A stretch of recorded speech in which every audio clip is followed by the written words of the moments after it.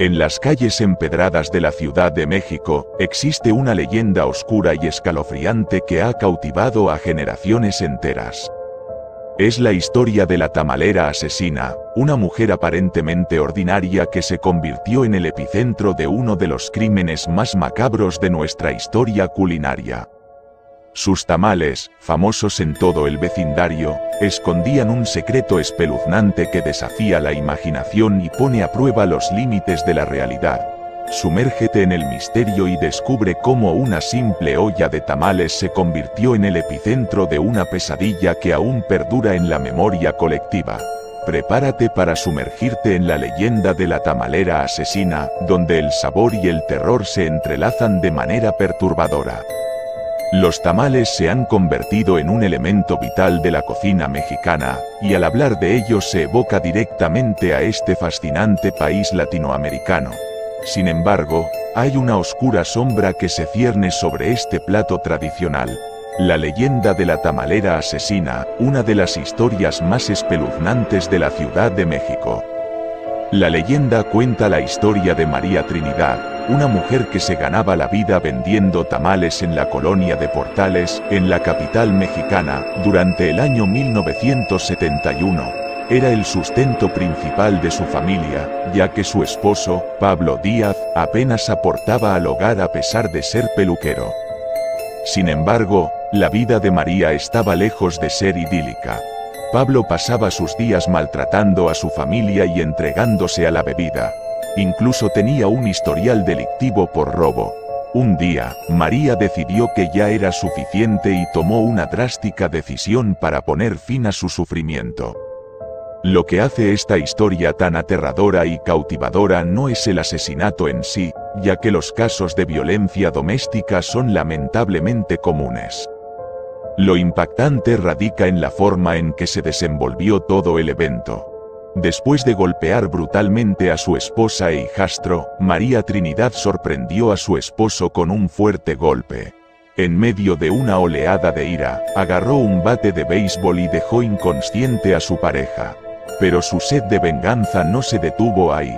Temiendo represalias, la tamalera asesina continuó golpeando a Pablo Díaz hasta quitarle la vida. Según los informes periodísticos de la época, María intentó encubrir su crimen. Tomó un hacha y desmembró el cuerpo en pedazos, para luego distribuirlos en los mismos sacos que utilizaba para cargar las hojas de maíz con las que hacía los tamales. Estos macabros paquetes fueron abandonados en diferentes puntos de la Ciudad de México. Naturalmente, no pasó mucho tiempo antes de que las personas descubrieran el espeluznante contenido de aquellos sacos. El 19 de julio de 1971, una mujer que trabajaba en la casa 508 de la calle Sur 71A, hizo una llamada que alertó a todas las unidades policiales. Según los informes de la prensa de la época, el jefe de policía Daniel Gutiérrez se hizo cargo del caso de la tamalera asesina. Uno de los grandes errores que María Trinidad cometió fue dispersar las evidencias, lo cual proporcionó información valiosa a las autoridades. A través de las huellas dactilares, se descubrió que el cuerpo pertenecía a Pablo Díaz, cuyo historial delictivo ya estaba registrado. Esta pista condujo a las autoridades hasta el hogar de quien luego sería conocida como la tamalera asesina. Sorprendentemente, ella aceptó su destino sin mucha resistencia durante el interrogatorio policial. Incluso confesó el crimen, motivada por los años de violencia que ella y su hijo habían sufrido. Además de mostrar una aparente falta de sensibilidad frente al asesinato de su esposo, María Trinidad guardaba una prueba aún más impactante. La cabeza de Pablo Díaz fue descubierta dentro de una olla utilizada para cocinar tamales, lo cual desató la leyenda de la tamalera asesina. Bajo las circunstancias en las que se encontró la cabeza de la víctima, surgieron especulaciones inquietantes. Se comenzó a rumorear que María Trinidad había empleado carne humana para rellenar los tamales que vendía, e incluso se llegó a especular que quienes habían comprado tamales en los días cercanos al crimen habían probado la carne de Pablo Díaz.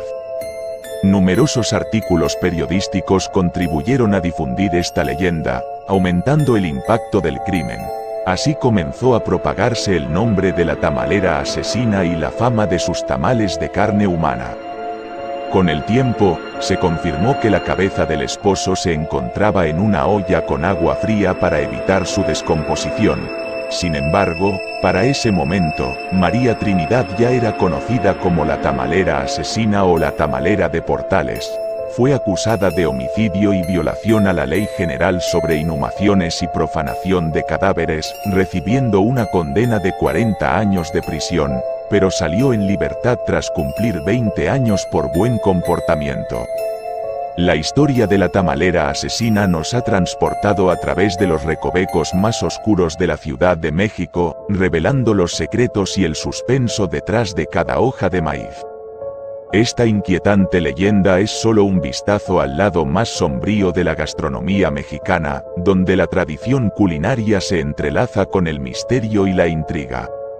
Si te atreviste a adentrarte en este relato escalofriante, te invito a que te unas a nuestra comunidad y sigas explorando los fascinantes rincones de la cultura y las historias impactantes que tenemos para ofrecerte.